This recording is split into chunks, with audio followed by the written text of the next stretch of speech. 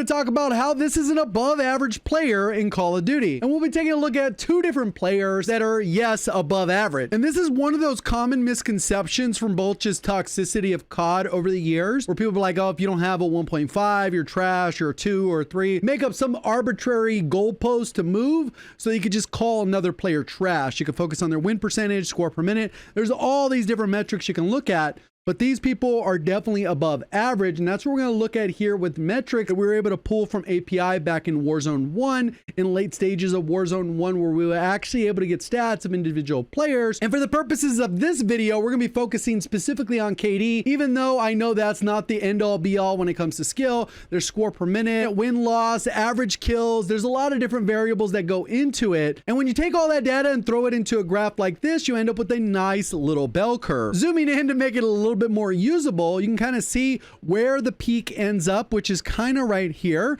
And pretty much anyone above this number is going to be better than the average.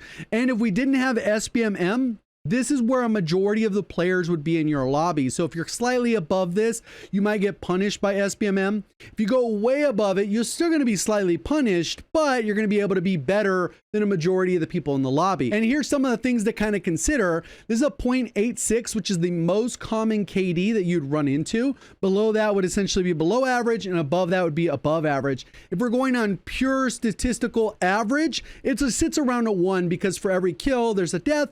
But on top of that, in Warzone, you could blow yourself up, you could die to the gas, you could splat. There's a lot of other ways to die, more than you can actually get kills from. So because of that, it'll generally sit right around a 0.96. But when it comes to actual player stats, this is kind of what we end up with. Then if you're right around a 1.5, you'd sit right around top 10. Anything, so you're in the top 10% of all players. And if you're above a 1, you're like in the top 30%, which sounds crazy, especially if you're on the toxic part of COD that everyone's been telling you trash forever. You may still be trash, but you know what I mean. And then right where I sit is usually around a 2 in most Call of Duties, even with SBMM. Sometimes it could be a little bit lower, sometimes a little bit more. I'm in the top 3%.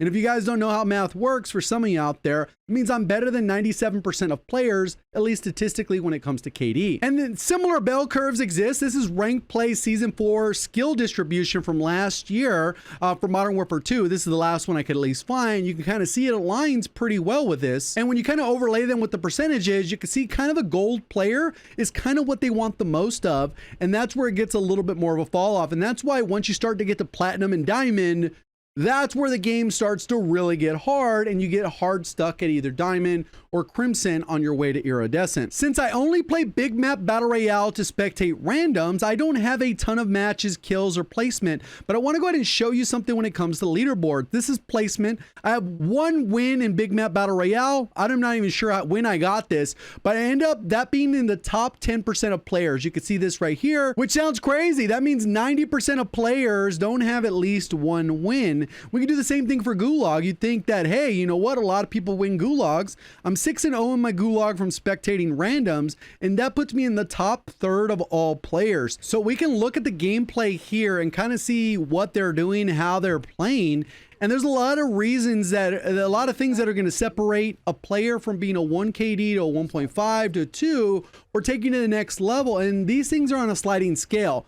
You could have great accuracy, but terrible positioning, great movement, but then you can't shoot straight. I mean, there's a lot of different variables we can look at, and some of these have diminishing returns, or the things that you can only get so good at them that anything above that would be a marginal improvement, and you can kind of pick and choose where you're going to go ahead and see the best improvement from. So for example, could be like as simple as setting up your graphics or your settings. What are your bindings like? Do you play with the paddled controller? Do you like your keybinds? Do you have the right sensitivity? Is it too high or is it too low? And have you found what works for you to shoot straight? That's a huge part. Do they use the meta options? Like we can see in this case with BeardedDawg, he's not using a hardcore meta option, and later on when he grabs his loadout, he will not be using a hardcore meta option. Typically, the meta is relative to your skill level. The more skilled you are, the more variety and more diversity in your loadout that you can have. And then the lower skilled you are, the more you need to lean into a specific weapon.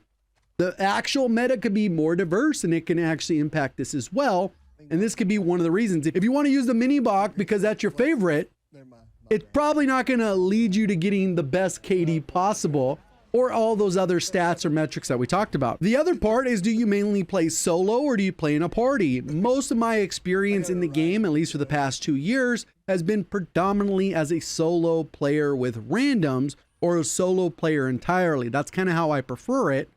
But more often than not, skill-based matchmaking kind of encourages you to play with your friends so that, especially if they're good, then you guys are on kind of that same playing field instead of the game trying to force you to carry people that will get your trades, right? If you're going to play with people that are good, generally if you get a down, then you're less likely to get traded out by their teammates and those types of things. Those are all factors. Then once you have the meta and you're playing with your team, what does your aim look like?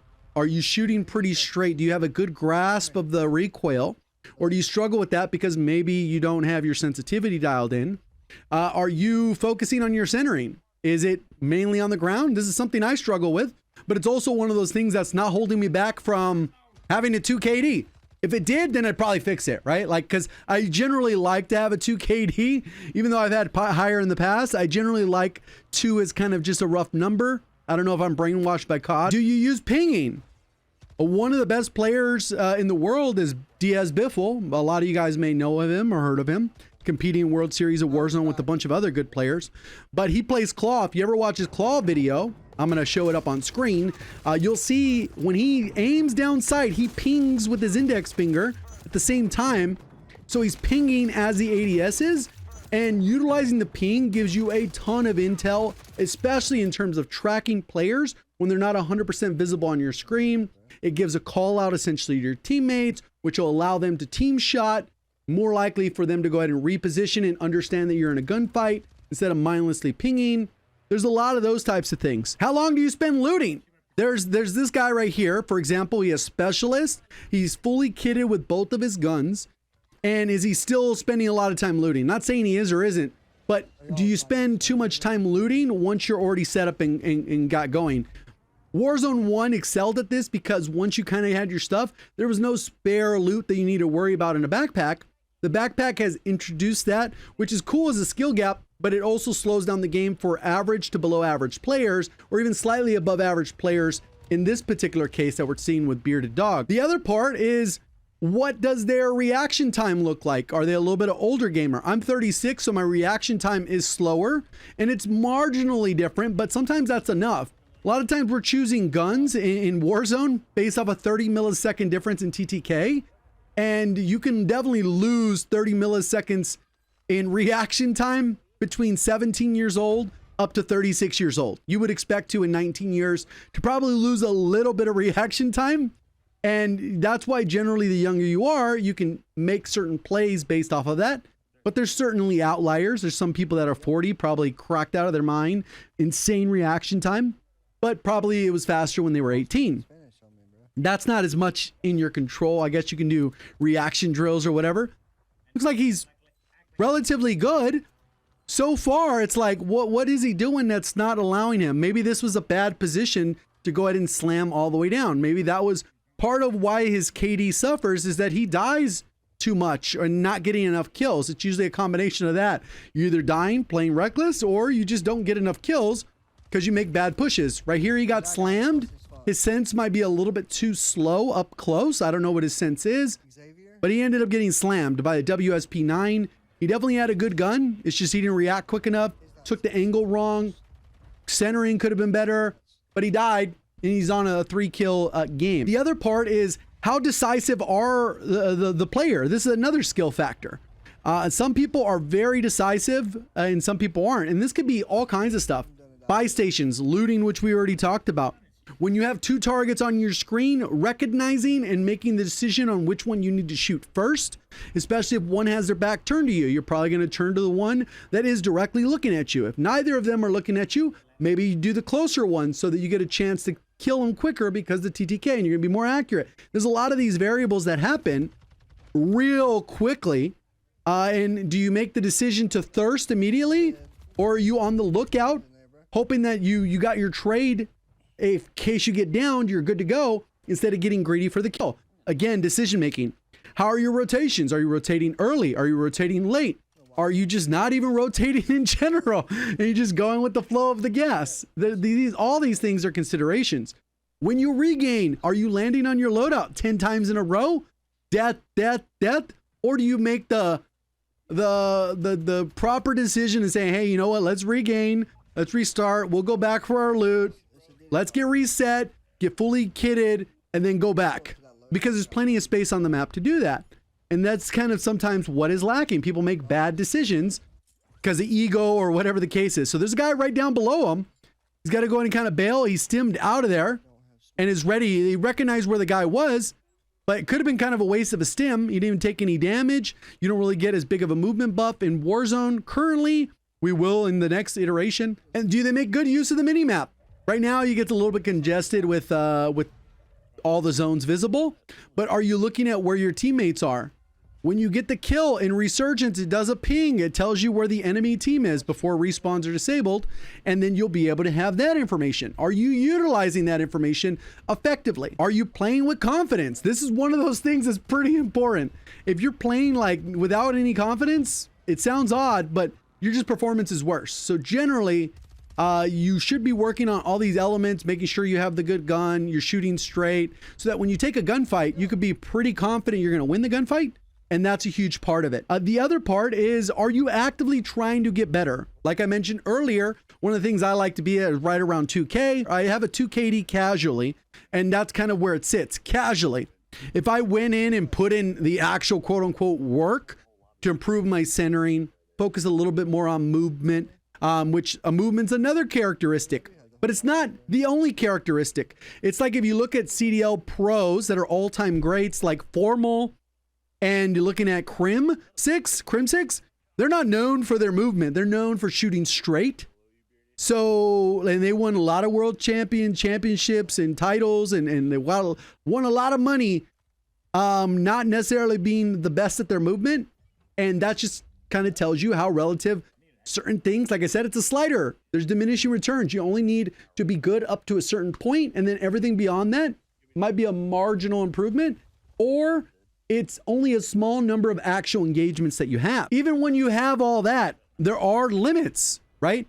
Like I said, I'm 36. There's only a certain amount of reaction time I can have. There's a certain amount of movement dexterity I might have from not playing claw. There's all kinds of other stuff. And just like the Olympics, there's plenty of people that are super talented. They put in all the work. They'll never reach the top level. There's just certain things with gaming where you might not be that particularly good. One thing I did notice that they do quite a bit too is they'll get like a 1 kill type thing and they'll clip it. So we come over here, they're going to get this basic kill and free kill, cool, whatever, jumps down. They see the other one. Like I said, this gun, it could be killing faster if the other one, the guy flew down, kind of keeping the power position, playing very passive. I did skim their gameplays for a win. Some it took a little bit longer. It's just kind of how it is.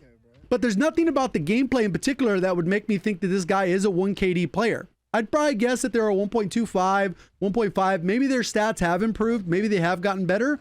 But their lifetime KD is kind of where it is because of where it is. Maybe because of bad decision making. One of the things I noticed that what this player does is their movement decisions are kind of bad. So he comes over here, kind of gets this guy, gets the nade, and then he stops to clip it, which is fine. He pauses, making sure his clip goes through. And then look at this movement. It's this example of this movement because his shooting is relatively straight. His playing with his team seems to be good. But look at how he climbs up here. And the amount of mistakes he makes with movement falling off this thing right here, you'll see.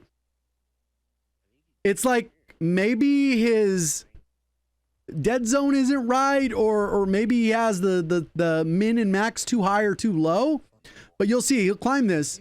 I think if I climb this, I can actually walk up this probably 99 out of 100 times.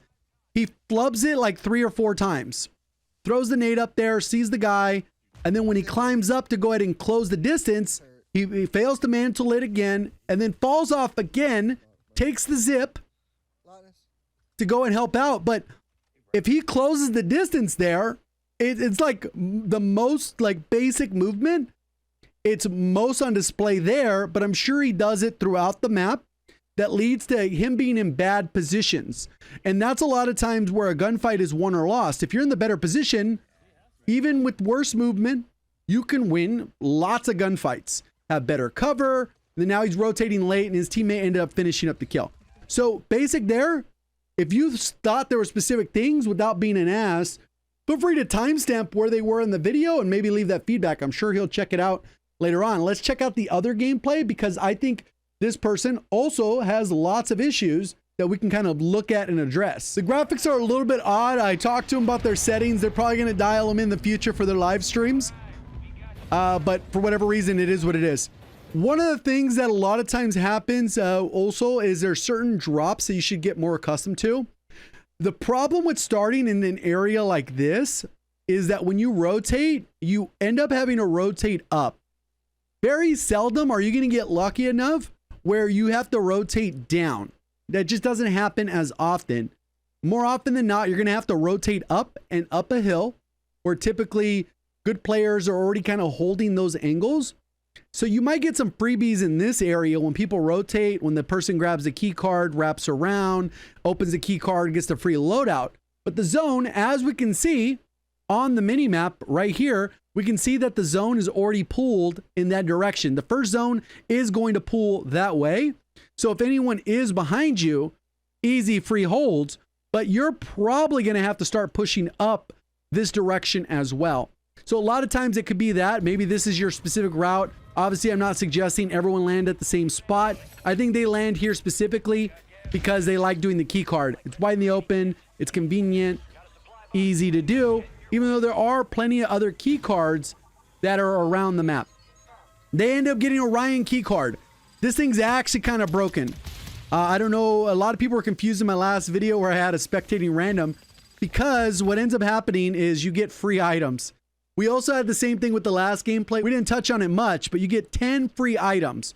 That's why these key card things are crazy. You get Orion, it's going to spit out multiple items.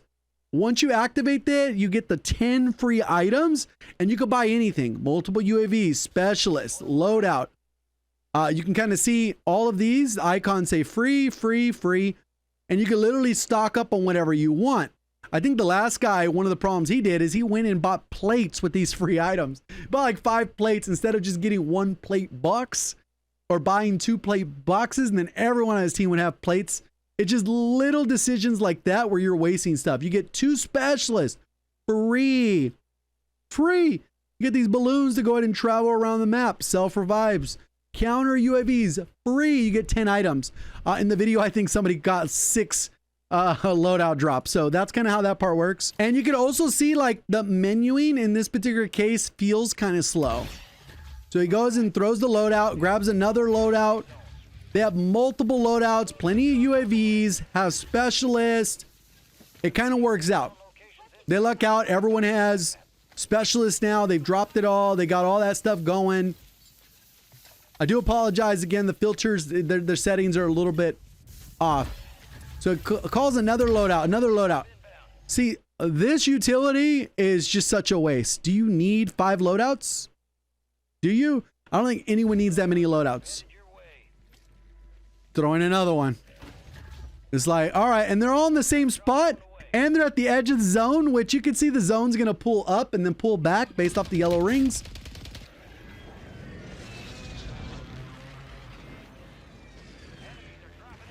Enemies dropping in. They see a lot going on. You have double specialists dropping those for your teammates. There's a guy up top. It spent less time looting, like spending on the average good player, like the good player, obviously is above average player, but a good or well above average player would have already been moving. As soon as they got the specialist, the loadout, they would have already been gone. So he goes and takes this guy out, goes for the immediate thirst. We do have some pings. You can hear footsteps in the building. Maybe they're going to chow from over here. They are body stacking, which is a great strategy for resurgence. Obviously, it allows you to deal with stuff. Is out of plates, so you got to kind of worry about that. You can die pretty quickly when you are not fully stocked on plates. Teammates are in there. You're going to push up. No live pinging. Right? The teammates aren't even live pinging when they're getting into gunfights. I think the only live ping that'll happen is because they do have specialists on. Okay, you can hear the person down low. They might push your stairs. There they are, and you barely got them. Holy, the teammate's getting pushed on the outside. Luckily, this guy brought you plates. You do have to move because of the zone. And this is where I was talking about rotating late, rotating wrong, thirsty for a kill, getting all the high alert pings. Still have to rotate. Gonna get held here.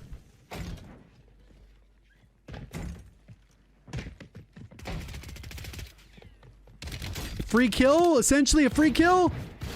Teammate got the shotgun in there. Easy double. It's up to 2 kills. Getting held. Like I said, it's really hard. So what ends up happening is to get a higher KD, you either need more kills, less deaths, or a combination of that. If you get a lot of dumb deaths, just by cutting down dumb deaths, like landing on the loadout 10 times, you're automatically going to make your KD shoot up. That's just how it works. Even faster than just getting more kills, to be honest. Going up the ladder, you can see they got the UAV pulsing. You can see where the next zone is. They're still going to be outside the zone. So they have the foresight from the Orion card or whatever. They have all the juice, all the information. And they're purposely putting themselves out of the zone and kind of working an uphill battle where their teammate died and they're going to worry about the regain on that. But you already know the next zone is going to shift up. And then it's going to be inside grandma's house, this house on the left, and then the tower. So ideally, the team would have been a strategy to move up here on the right side, go through grandma's, and then take top prison. Since you have 4 people, you know the zone's already over there. The top right of the zone will be sitting in it, and then you'd be able to go ahead and control the map. Versus right now, you get these kills, but it's very hard to get thirst because of this lip or things like that. Obviously, they get in this case, so that gets their 3rd kill. But realistically, they're not in a very strong position as soon as the zone decides to rotate. There's a ping over there. He's looking what's going on. You can see the guy landing back. Can't really do much there. A mortar strike coming in above their head. They're rotating again on the low ground. Their teammate's right there, so they got to kind of deal with that. They throw the double stun, it looked like, or was that... No, it looked like smoke. Yeah, double smoke. Can't see the icon. It's kind of covered. Okay, just ran through loot. Not spending too much time on that. Might get a freebie there. Nice. This is where throwing knives, going back to like loadout stuff, meta, like having a throwing knife in that situation, you just save that ammo, especially when you're using this gun that you can bleed through bullets pretty quick. You need those. Luckily, they have the right perks on because they have all of them. They can get right back into the action, go to the next gunfight. And he got slammed. This was a sweatier player, and they did get slammed.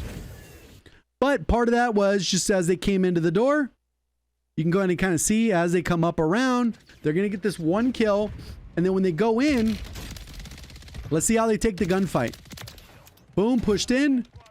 Got to get reloaded. And look at the crosshair placement. Like I said, this is the problem with myself. It's very much a weakness. Look at how low the crosshairs are when realistically they should be up here. Doesn't sound like a big deal, but because of the way aim assist works, you can see kind of how it drags in the situation. Crosshair placement, like I said, one of my biggest weaknesses, but I'm not blind to it. I know it's a thing too. So when he comes down, look at how much he has to adjust. And by the time he adjusts to center mass is where you typically should be aiming, unless you have one of these guns that benefits from a 1 headshot, 2 headshot potentially. You generally want to be aiming center mass. That's kind of where you want to go for. It's the biggest target, and you're more likely to hit the shots there. So when he comes up, hitting limbs, has already taken damage, already got the plates broken, already getting slammed, and still looking at the ground and hitting them in the weakest spot, which doesn't matter as much in the current Warzone. The limbs aren't as big a cutoff as they've been in the past, but for this, you definitely want to be here. Maybe you get a headshot and then you potentially trade out the fight. The person used a little bit better movement. They strafed into the wall. Watch how they strafe into the wall.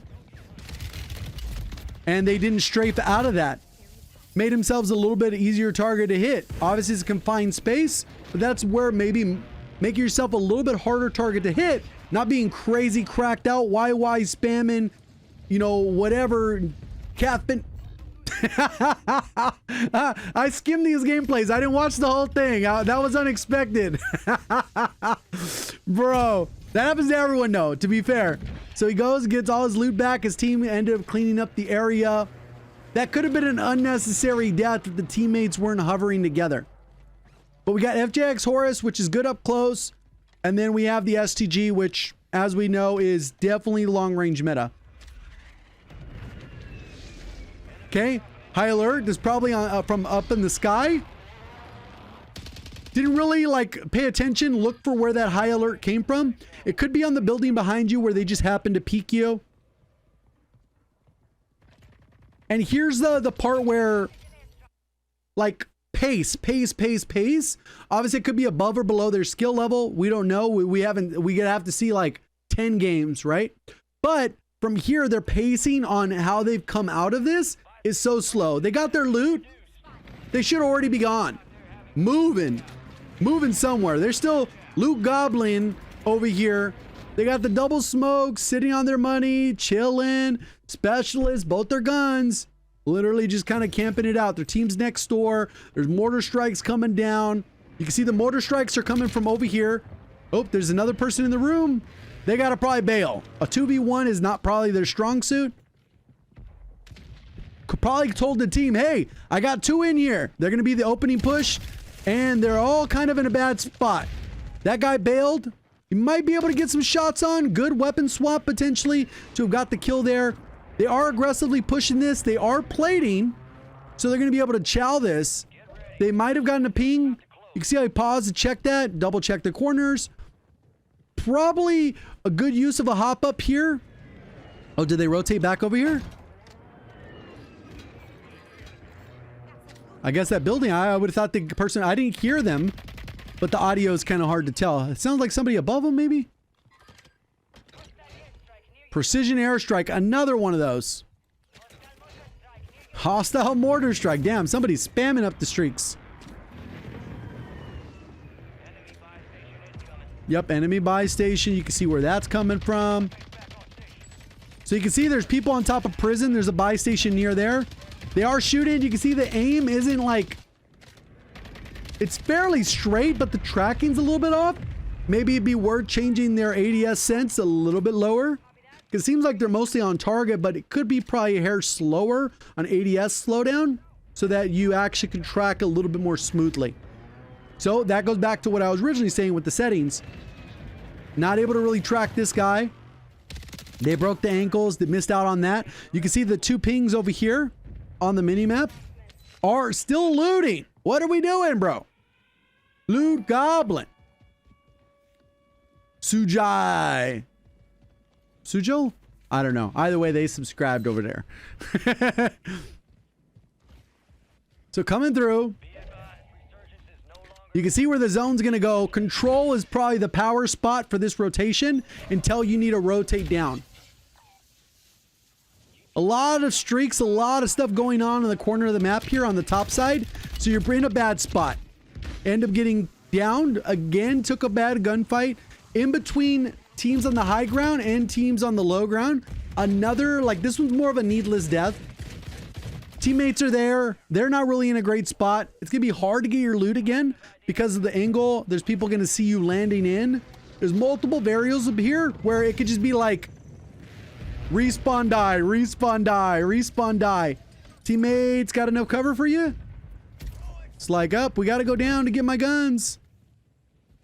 There they are. Okay. You still got it secured. Nice. All right. Cool enough. Getting both guns. Cool. You got specialist back. You're good. You see your teammates going down. There is a blue up top. He's dealing with some stuff. A lot going on. Your teammates are kind of like split. You are overwatching, but blue's over here is trying to hold as well. Okay. They went down. Next up, these thermites, I don't know what they're doing. Also, not much awareness behind you. Gonna go buy back teammate. Nice. You see I get that little speed boost from the perks. Got the teammate back. Nice. Back in. Not enough for buy another teammate back, so this player's got to play it smart. Ooh, the yellow. I'm getting flashbanged.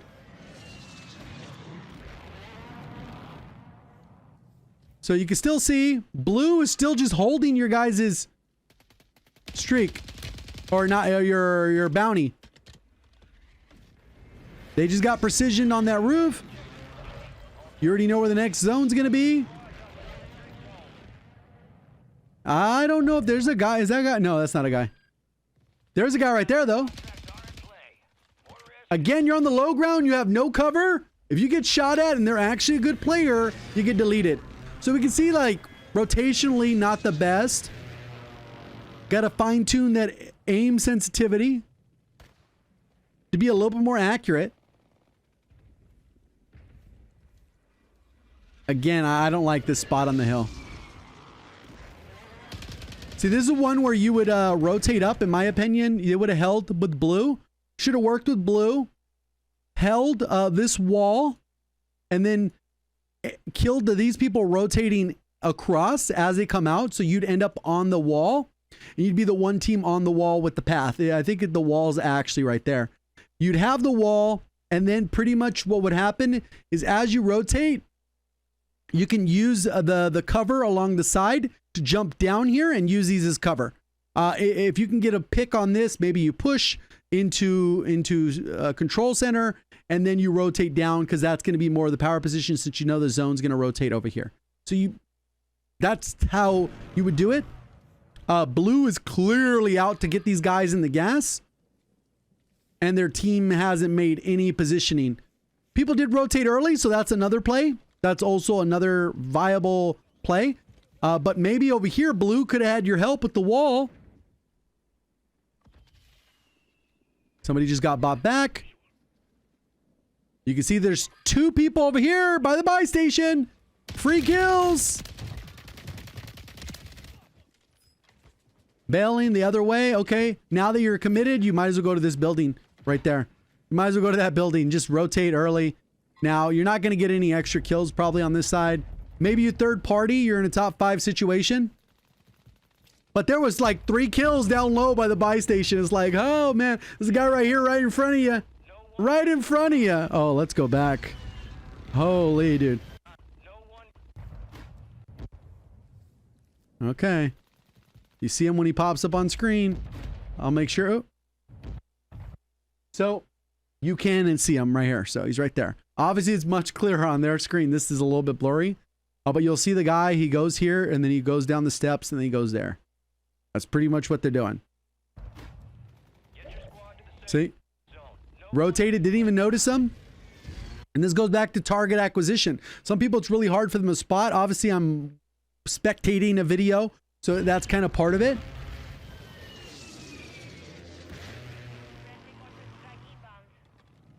So this one is good if you can get some picks. There are 12 players left coming from the right side. Your team's already positioned to hold the angle.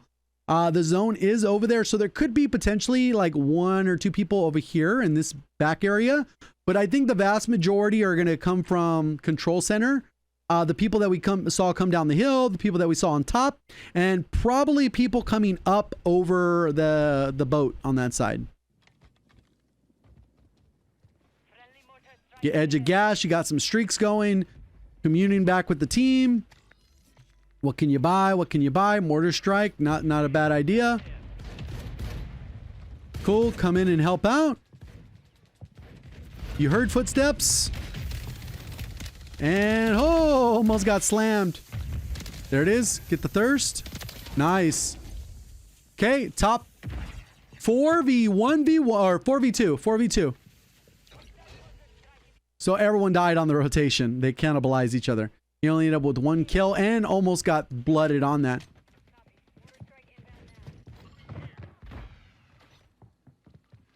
You hear the footsteps. Not really much a reason to sit in the gas this hard. And there it is. GG's, they won. I'm gonna go ahead and leave links to their channel down in the description if you want to go ahead and check them out. Again, above average. Hopefully this gave you a little perspective what the above average player looks like in Warzone. Appreciate all the support. Thank you for watching. As always, have a great day.